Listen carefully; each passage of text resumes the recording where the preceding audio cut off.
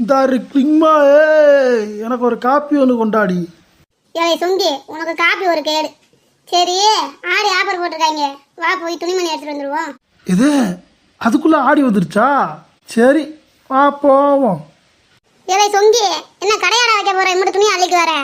ஆடி offer இருக்குல்லைங்கம்மா, இந்த டயத்தை தானே துணியெல்லாம் அள்ளிட்டு போகணும்.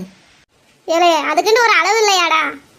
என்ன ஆகலிங்கம்மா, விவரம் தெரியாமல் இருக்க. அடுத்தடுத்து எத்தனை விசேஷம் வருது. விசேஷமா?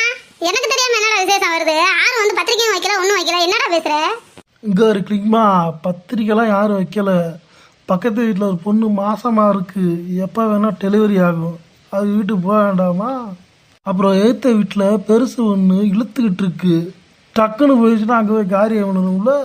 மாரிமுத்து வேற அவன் பையனுக்கு பொண்ணு பார்த்துட்டு இருக்கேன், எப்போ வேணால் கல்யாணம் நடக்கும். இதுக்கெல்லாம் சேர்த்து தான் கிளிக்குமா துணி எடுத்து வச்சிருக்கேன். பெரியவங்க என்ன சொல்லியிருக்காங்க, எல்லா விஷயத்துக்கும் முன்னெச்சரிக்கையாக இருக்கணும்னு சொல்லியிருக்காங்க. அதான். ஆமாடா, நீ சொல்றது கரெக்டு தான். வேலை வெட்டிக்கு போகாம வீட்லயே இருக்க, எவன் வீட்டில் என்ன நடக்குதுன்னு பார்த்துக்கிட்டு எவன் எப்போ சோறு போட கூப்பிடுவான்னு பார்த்துட்டே இருக்கையில. சரி வா போவோம். தலை நில்லுங்க.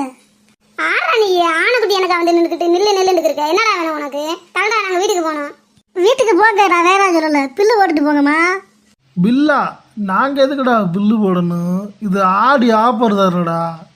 அண்ணாத்த, ஆடி ஆஃபர்னா தள்ளுபடி தான் பண்ணுவோம், சரிங்களா? சும்மாலாம் கொடுக்க முடியாது.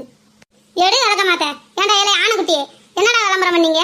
எடுத்துக்கோ அண்ணாச்சி கடையில எடுத்துக்கோ அப்படின்னு தானே விளம்பரம் பண்ணீங்க. காசு கொடுக்கணும்னு சொன்னீங்களாடா? நாங்கள் அதை நம்பி தானே கிளம்பி வந்திருக்கோம். கரெக்டாக பேசி விட்டாங்கம்மா.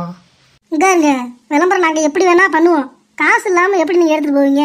ஐயோ ஆத்தே, எப்படிலாம் ஏமாத்த போல பிழைக்கிறாங்கன்னு பாரு. என்ன செய்ய இவங்களை வச்சுக்கிட்டு நாம? சரிடா, எம்பிட்டு வருதுன்னு சொல்லு பார்ப்போம். இந்தாருங்க, 1000 ரூபா துணி ஆஃபரில் 500 ரூபாய்க்கு தர்றோம்.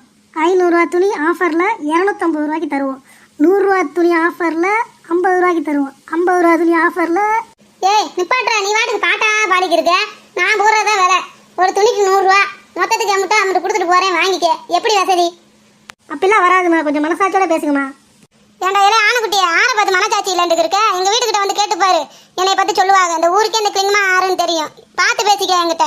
ஏன்டா 200 ரூபா பொருளுக்கு 300 ரூபான்னு ஸ்டிக்கர் ஒட்டி அதில் 100 ரூபா கம்மி பண்ணி எங்கள் தலையில் கட்டலான்னு பார்க்குறீங்க. ஏன்டா இஷ்டம் பண்ணா குர்ரா இல்லை, நீயே வச்சுக்கடா. ஏ சொங்கி, கீழே போட்டு வாடா பூராத்தையும். கட்டாதீங்கம்மா, கடையில் நிறைய பேர் இருக்காங்க, கொடுக்குறத கொடுத்துட்டு எடுத்துட்டு போங்கம்மா. கொஞ்சம் ஏமாந்தா மண்டையில் மசாலா அரைச்சிருவீங்கடா. இந்தாடா காசு குடிடா, வா சொங்கி போகலாம் எடுத்துட்டு. நீ வேற லெவல் கிளிக்மா. இவங்க இதெல்லாம் இப்படிலாம் பேசினாதான்டா சொங்கி நம்ம காசை மிச்சம் பண்ண முடியும். நல்ல வேலை நீ வாயை கொடுக்கல இடையில, இல்லை நல்லா பேசி விட்டு போவனைய. சரி போமா. ஆமாம், நல்ல வேலை என் வாயை கொடுத்து வாங்கி கட்ட தெரிஞ்சு. எடுத்துக்கோ அண்ணாச்சி கடையில் எடுத்துக்கோ சந்தோஷமா எடுத்துக்கோ. அப்புறம் சப்ஸ்கிரைப் பண்ணிக்கோங்க, பெல் பட்டனை கிளிக் பண்ணிக்கோங்க, கமெண்ட்டும் பண்ணுங்க, ஒரு லைக் பண்ணிருங்க. பாய் பாய்.